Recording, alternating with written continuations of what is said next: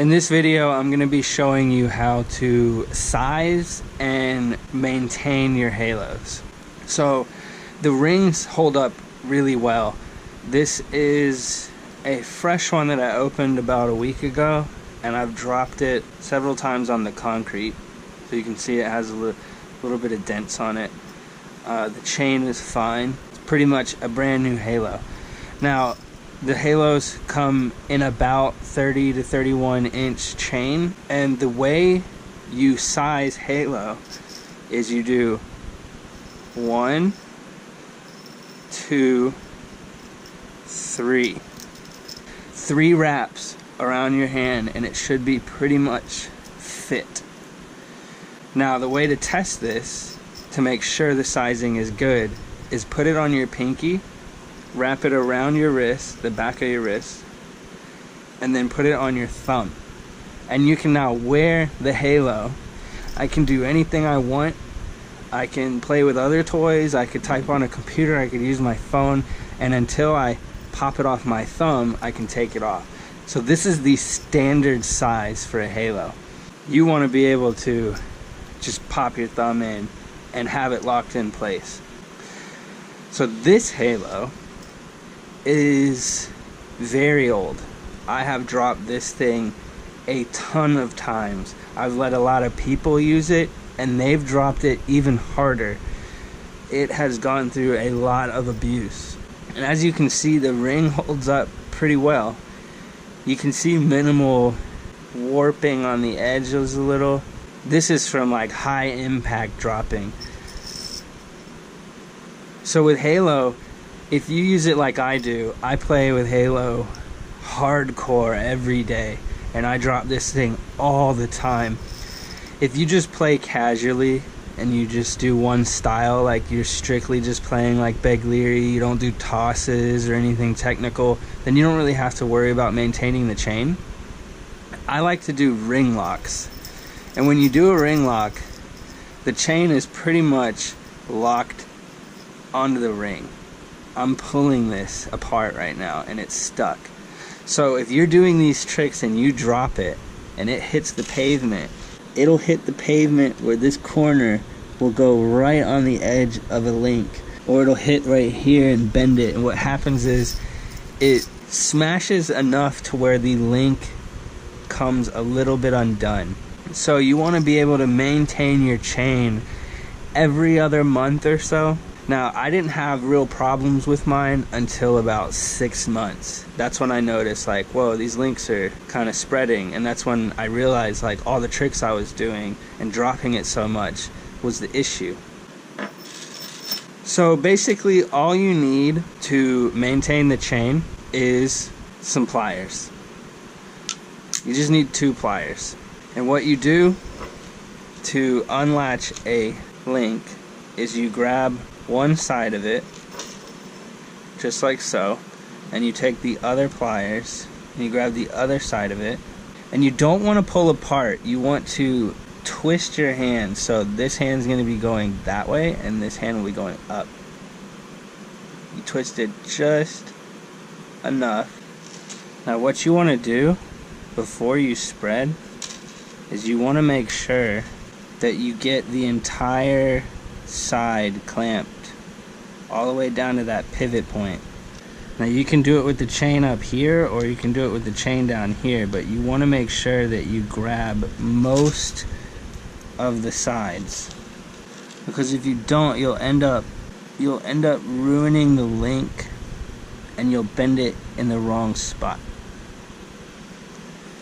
So once you have your link undone, you can take your chain out.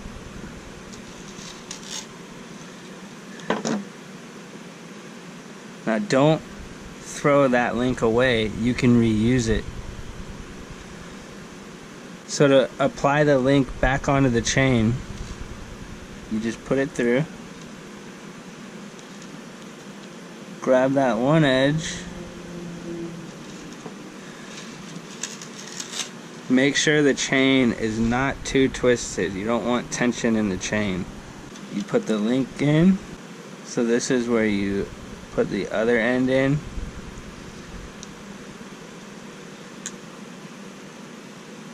you grab this side, you get this side, and you twist them back together. Now you want to be real careful while doing this because it's easy to bend the links. So you don't want to change the chains too often. You kind of just want to focus on that one link. You can do the same thing to the jump rings that attach the clasp, and if you want, you can completely remove the jump rings and clasp and make the chain seamless. I don't find any issues with play with the clasp and jump rings.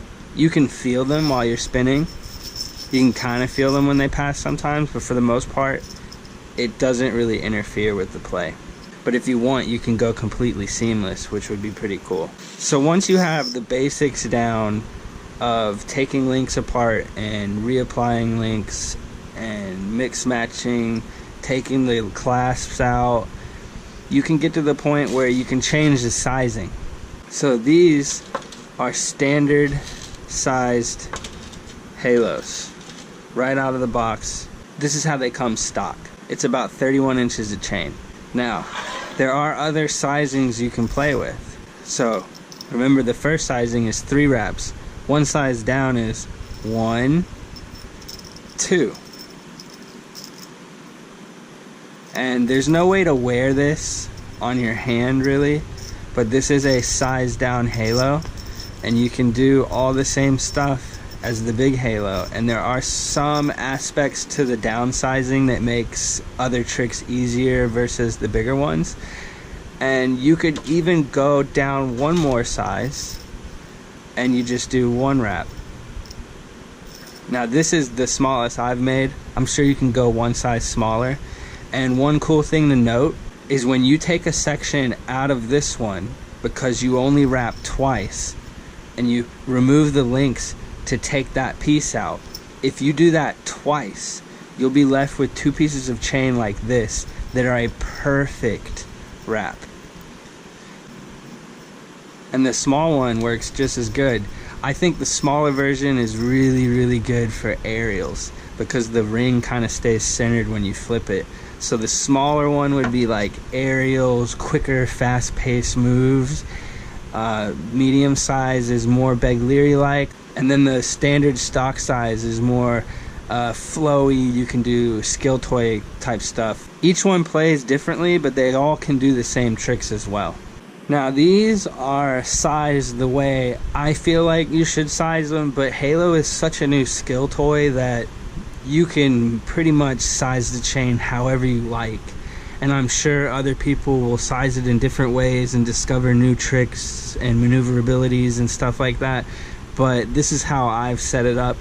If you can wear it as a bracelet glove, basically if you can wear it like this, I'd say that's geometrically set to your hand. So 3 wraps is the standard.